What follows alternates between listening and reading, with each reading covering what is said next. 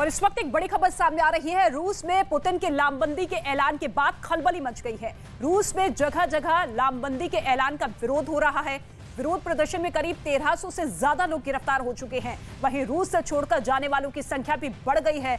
Moscow से जाने वाली फ्लाइट में भीड़ देखी जा रही है। वहीं रूस से बाहर जाने वाली फ्लाइट्स के टिकट भी काफी महंगे हो चुके हैं। तो रूस में लामबंदी के ऐलान के बाद ही अब खलबली मचती हुई।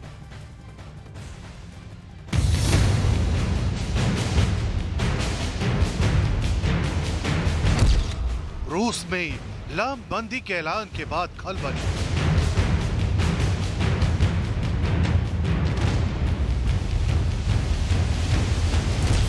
लामबंदी के आदेश के खिलाफ विरोध प्रदर्शन।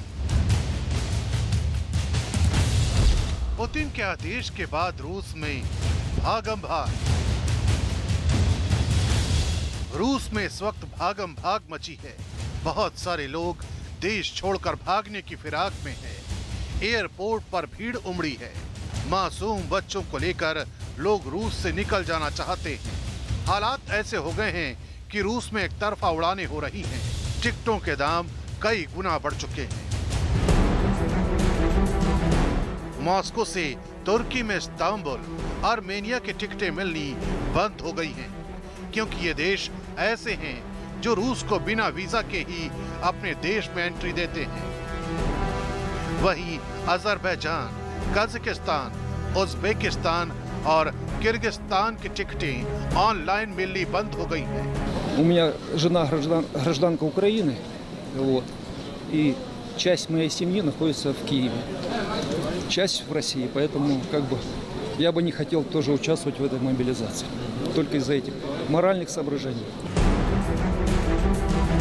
रूस छोड़कर जा रहे लोगों का एक ही मकसद है, पुतिन के आदेश का विरोध करना, क्योंकि पुतिन ने सेना को मोबिलाइज करने का आदेश दिया है। सेकेंड वर्ल्ड वॉर के बाद ये पहला मौका है जब रूस अपनी सेना को मोबिलाइज करेगा।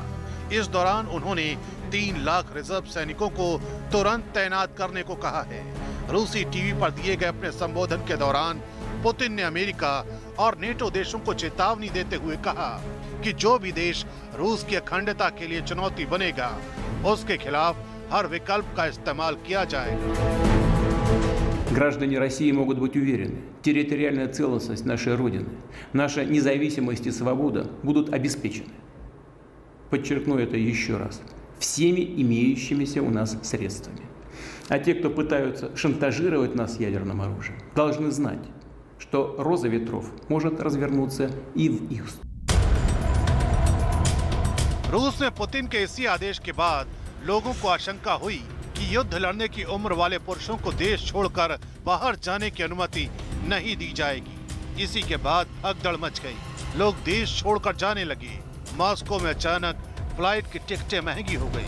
अचानक से सभी टिकटें भी बुक हो गई। एयरपोर्ट पर लोग देश छोड़कर जाते दिखे। गूगल में सबसे ज्यादा how to leave Russia search किया जाने लगा। इस बीच रूसी स्टॉक इंडेक्स डाउन होने लगा। डॉलर के मुकाबले रूबल गिरने लगा। वहीं जबकि रूसी रेलवे और देश की प्रमुख एयरलाइन की तरफ से बयान आया कि उन्हें अभी तक 18 से 65 साल के पुरुषों को बोर्डिंग से प्रतिबंधित करने का आदेश नहीं दिया गया है।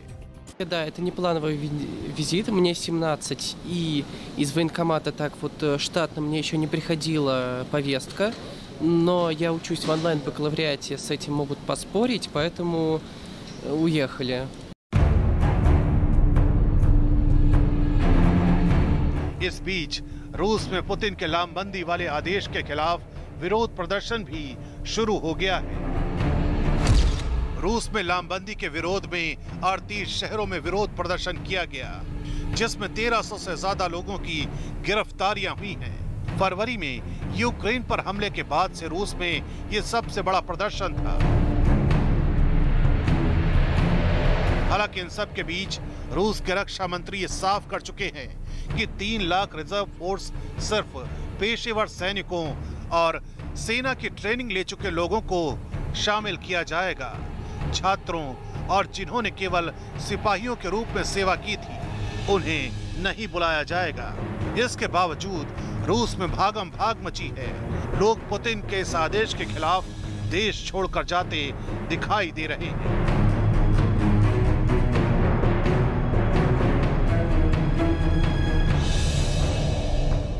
रूस के राष्ट्रपति पुतिन ने ऐसा क्या कर दिया है कि यूक्रेन परेशान है तो यूरोप जो है डरा हुआ है। खबर यह है कि रूस के सरहदी इलाकों से बहुत से लोग यूरोप की तरफ कूच कर रहे हैं क्योंकि पुतिन ने अपना पुराना प्रण दोहरा दिया है। पश्चिमी देशों को धमकी देते हुए पुतिन ने कहा कि वो रूस की रक्षा के लिए किसी भी हद तक जा सकते हैं।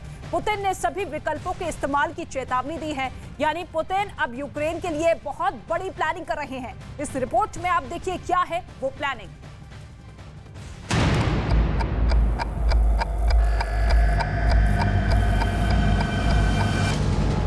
परमाणु, ये शब्द है सिर्फ 6 अक्षर का, लेकिन इससे पूरी दुनिया खौफ खाती है क्योंकि ये तबाही का दूसरा नाम है। जहां गिर जाए वहां सर्वनाश तय है। रूस और यूक्रेन युद्ध में इसका जिक्र एक बार नहीं कई बार आया है। एक बार फिर इसका जिक्र रूस के राष्ट्रपति व्लादिमीर पुतिन ने किया है।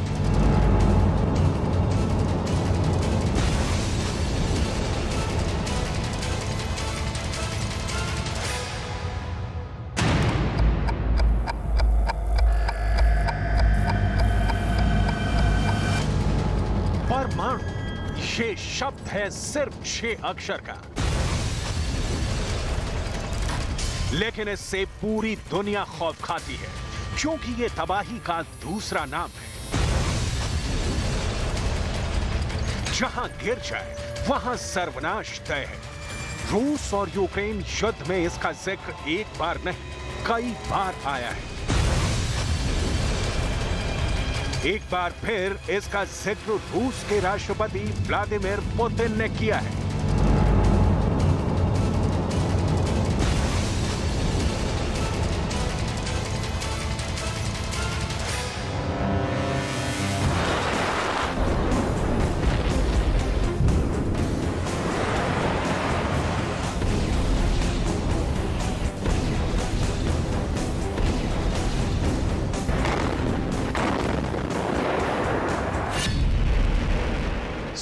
महीने से चल रहे यूक्रेन युद्ध का क्लाइमेक्स आ गया है। अब या तो युद्ध खत्म होगा या फिर आर पार होगा, क्योंकि रूस के राष्ट्रपति व्लादिमीर पुतिन की चेतावनी एक बार फिर इंटरनेशनल हेडलाइंस बनी हुई है। सुनिए पुतिन ने ऐसा क्या बोल दिया है। Пошел и ядерный шантаж. Речь идет не только о поощряемых Западом обстрелах Запорожской атомной электростанции, что грозит атомной катастрофой, но и о высказываниях некоторых высокопоставленных представителей ведущих государств НАТО о возможности и допустимости применения против России оружия массового поражения, ядерного оружия.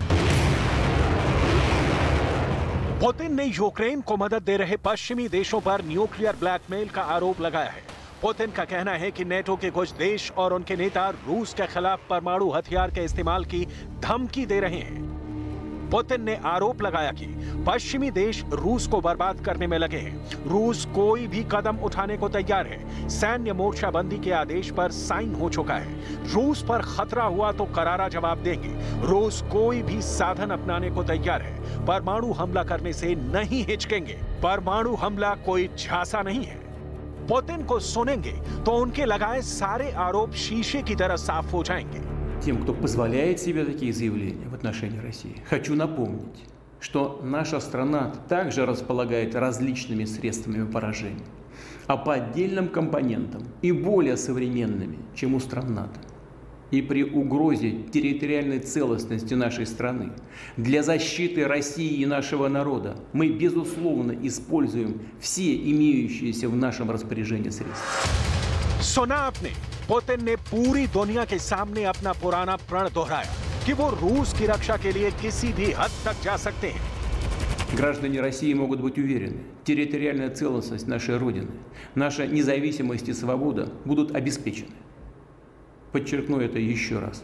Всеми имеющимися у нас средствами.